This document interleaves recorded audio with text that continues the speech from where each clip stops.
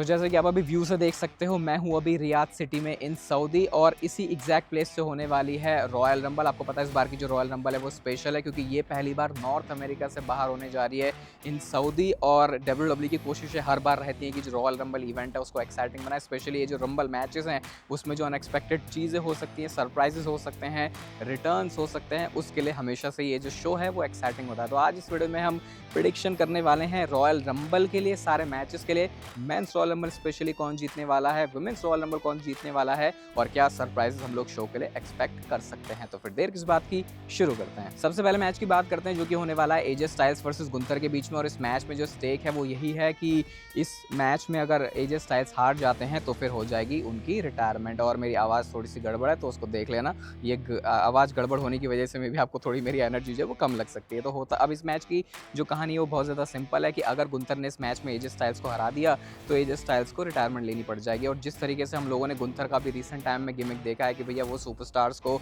Retire करने में ही लगा हुआ है। मैं सही बताऊं तो जब ये मैच पहली बार अनाउंस हुआ था मुझे लगा था कि ये सिर्फ इसलिए किया जा रहा है कि एजे स्टाइल्स, मतलब इस मैच की जो स्टेक्स है वो हाई हो जाएंगे तो एक्साइटमेंट होगी।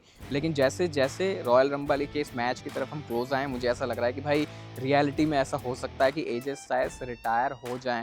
ये भी कंसिडर करते हुए क्योंकि हम उनके कॉन्ट्रैक्ट से रिलेटेड सिचुएशन भी सुन रहे हैं, और जिस तरीके से उन्होंने नाकामोरा के साथ भी उनका मैच किया तो वो ऐसा दिखा रहा था कि जैसे अब एजे स्टाइल्स रॉयल रंबल में रिटायर होने जा रहे हैं और इस वजह से नाकामोरा के साथ उनका मैच हो रहा है। और आप ये चीज़ भी कंसिडर कर सकते हो कि भले ही हम ये माने कि रेसलमेनिया तो अभी शो होने वाला है तो डब्ल्यूडब्ल्यू ऐसा क्यों करेगी कि भाई वो जो है रॉयल रंबल में एजे स्टाइल्स को रिटायर कर दे, लेकिन एजे स्टाइल्स जब डब्ल्यूडब्ल्यू में आए थे तो वो रॉयल रंबल वाला ही शो था। तो भाई देखो, धक धक तो हो रहा है पूरा इस मैच में, और प्रिडिक्शन मुझे कोई एक करनी है तो भाई बहुत ही हैवी हार्ट से मैं ये बोलूँगा कि मेरी जो प्रिडिक्शन है इस मैच में वो होगी गुंथर के लिए, कि इस मैच में वो एजे स्टाइल्स को रिटायर करने वाले हैं। और ऑब्वियसली ये क्योंकि रॉयल रंबल में लाइव देख रहा हूँ तो मैं विटनेस करने वाला हूँ अपनी प्रिडिक्शन के हिसाब से एजे स्टाइल्स का आखिरी मैच उनके रेसलिंग करियर में। थोड़ा सैड है बट अभी ये सिर्फ मेरी प्रिडिक्शन है, लेट्स सी क्या इस हिसाब से चीज़ें होती है। पर्सनली अगर मैं चाहूँ तो मैं यही देखना चाहूँगा भाई, भले ही मैं इस इवेंट को रॉयल रंबल को लाइव अटेंड कर रहा हूँ लेकिन मैं ये अपने नाम के साथ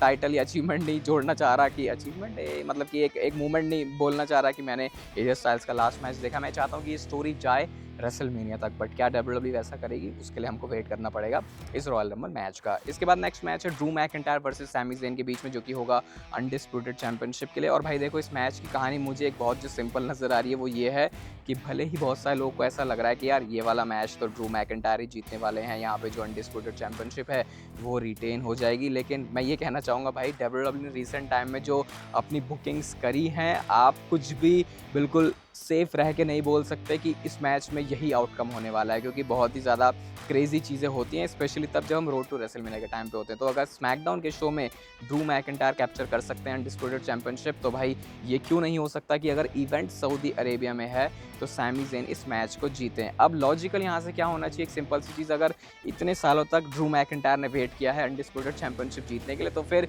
ये थोड़ा सा वियर्ड हो जाता है कि आप उनको एक महीना भी टाइटल ना रखो उनके पास और वो जो टाइटल है उनके पास से चले जाए। डेफिनेटली अगर सैमी ज़ेन इस मैच को जीते तो उनके लिए बहुत बड़ा मूवमेंट होने वाला है, क्योंकि ये बात आप भूलना मत, उनकी जो स्टोरी है बहुत पहले टाइम से वो यही चल रही थी कि क्या वो एक वर्ल्ड चैंपियनशिप मटेरियल हैं, क्या वो कभी वर्ल्ड चैंपियनशिप जीत सकते हैं। आपने स्टोरीज में भी देखा होगा कितनी बार सैमी ज़ेन को ऐसे करके टीज करते हैं, लेकिन इन सारी चीज़ों को फिर भी साइड में रखते हुए मैं चाहता भी ये हूँ और मुझे लगता भी ये है कि इस मैच में ड्रू मैकिंटायर अपनी अनडिस्प्यूटेड चैंपियनशिप को रिटेन कर लेंगे। एक एंगल जो कि ड्रू मैकिंटायर के लिए सबसे बड़ा खतरा हो सकता है वो है कि अगर इस मैच में कुछ चुल हो गई जेकब फाटू और कोडी रोड्स की। एक क्विक सिनेरियो ये भी हो सकता है, क्या पता है मैच कॉस्ट करवा दें जेकब फाटू और कोडी रोड्स ड्रू मैकिंटायर को, और मे बी फिर उसके बाद जाके टाइटल दोबारा से मिल जाए ड्रू मैकिंटायर को। लेकिन क्या डब्ल्यूडब्ल्यू इतना ऊपर नीचे करेगी, वो अपने आप में एक क्वेश्चन रह जाता है। बट मेरी जो प्रेडिक्शन है इस मैच में वो रहने वाली है ड्रू मैकिंटायर के लिए, कि वो यहाँ पे अपनी जो अनडिस्प्यूटेड चैंपियनशिप है उसको रिटेन कर लेंगे।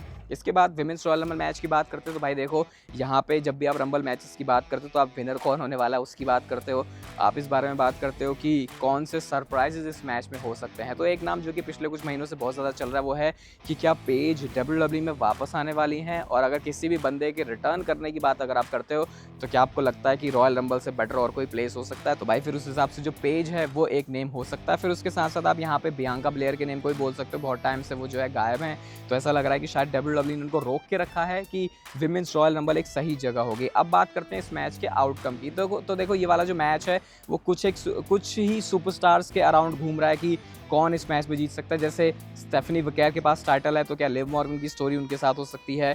लिव मॉर्गन और रकेल रोड्रिगेज ये सारे लोग अगर मैच में हैं तो इनके बीच में क्या वो डिफरेंसेस होंगे?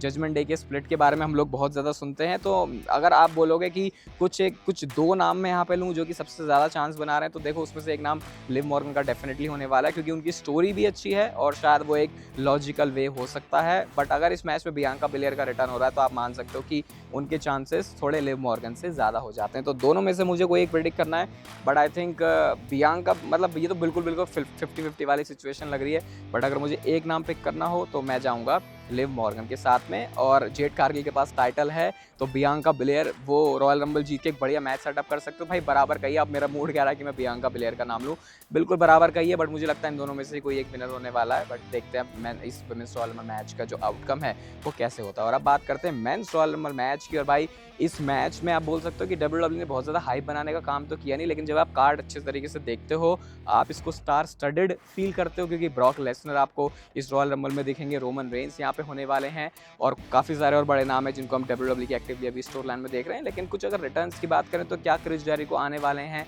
इस मेंस रॉयल रंबल मैच में? अगर ये हो जाता तो डेफिनेटली वो एक मूवमेंट बहुत बढ़िया क्रिएट होगा इस मेंस रॉयल रंबल के लिए। लेकिन मूवमेंट बनाने से ज़्यादा अगर स्टोरी भी कुछ तगड़ी बन सकती है इस मेंस रॉयल रंबल मैच से, तो वो क्या है? वो है सेथ रॉलिंस का return men's Royal Rumble match में। ये बहुत ही एक वाइल्ड चीज़ होगी WWE के पास करने के लिए इस मेंस रॉयल रंबल मैच में। और क्या WWE ये चीज़ करने वाली है? क्योंकि स्टेटस सिर्फ WWE की स्टोरी क्या होने वाली है उस पर डिपेंड नहीं करता, स्टेटस इस बात के ऊपर भी डिपेंड करता है कि सेथ रॉलिंस की रिकवरी कैसी हुई है। तो अगर सेथ रॉलिंस की रिकवरी सही है तो इमेजिन सेथ रॉलिंस निकल के आ रहा है, भाई तुमने मेरे साथ गलत किया, और वो ब्रॉन ब्रेकर को तोड़ रहे हैं और सारे विजन के वो अगेंस्ट में जा रहे हैं, पूरी रॉयल रंबल का सत्यानाश करते हैं वो। और अगर WWE सेथ रॉलिंस का ब्रॉन ब्रेकर के साथ मैच प्लान कर रही है रेसलमेनिया में, तो भाई फिर सेथ रॉलिंस उनको कॉस्ट करवा सकते हैं। भाई फिर ब्रॉन ब्रेकर की वर्ल्ड चैंपियनशिप के सपने गए तेल लेने, सेथ रॉलिंस इस मैच में केओस बना सकते हैं। तो ये भी एक डायरेक्शन है जो कि WWE ला सकती है अगर सेथ रॉलिंस वापस आ रहे। लेकिन अगर हम कुछ टॉप नेम्स की बात करें जो कि इस रॉयल रंबल को जीत सकते हैं, देखो ब्रॉक लेसनर एक बहुत बड़ा नेम है, वो इस मैच में एंटर करने वाला है, लेकिन पर्सनली मुझे लगता नहीं है कि ब्रॉक लेसनर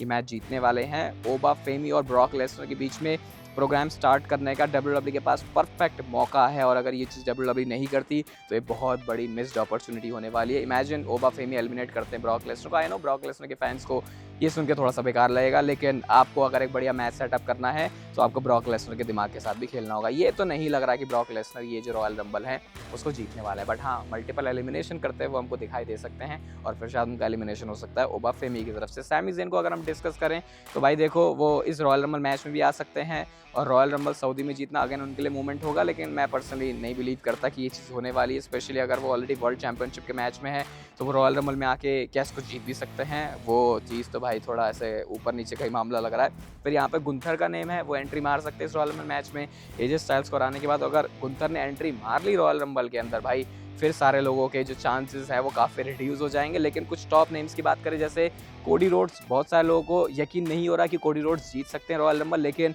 ऑलरेडी 2 बार वो जीत चुके हैं। WWE रिकॉर्ड्स बहुत ज़्यादा बनवाती है कोडी रोड्स से, तो फिर इस वजह से ऐसा हो सकता है कि कोडी रोड्स ये वाली रॉयल रंबल जीत जाएं, जो कि डेफिनेटली बहुत सारे फैंस को डिसअपॉइंट करने वाला है। लेकिन 2 नेम्स जो कि हमेशा ही डिस्कस किए गए हैं, जो कि सबसे ज़्यादा चांस रखते हैं कि इस मैच में जीतने कौन वाला है, एक नाम है उसमें से ब्रॉन ब्रेकर और दूसरा नाम है रोमन रेंस। अगर सेथ रॉलिंस आते हैं तो भाई फिर तो ब्रॉन ब्रेकर की आप छुट्टी कर दो, लेकिन अगर मैं सिर्फ ये कंसिडर करूं कि क्योंकि ये इवेंट सऊदी में है और यहाँ से WWE ने, अगर आप उनका थोड़ा पिछले कुछ टाइम से सैंपल उठा के देखोगे तो WWE कुछ बड़े मूवमेंट्स क्रिएट करती है, और रोमन रेंस इस रॉयल रंबल मैच को जीतें उसका क्यों सबसे ज़्यादा मुझे सेंस बनता हुआ दिखाई दे रहा है, वो ये है कि इसका मतलब कि एक्टिवली अब वो स्टोरी का पार्ट होंगे जहाँ पे उनको रेसलमेनिया में मिलने वाला है वर्ल्ड चैंपियनशिप के लिए मैच, जो कि बेस्ट फॉर बिजनेस वाला डिसीजन होगा। मैं तो आई थिंक इसको इसी तरीके से देखता हूँ कि अगर WWE ब्रॉन ब्रेकर वाली डायरेक्शन में जाती है तो वो स्टोरी लाइन के हिसाब से बहुत अच्छा आइडिया हो जाएगा, और अगर ये रोमन रेंस वाली डायरेक्शन पे जाते हैं तो भाई फिर तो ये WWE को वो जो है ना कि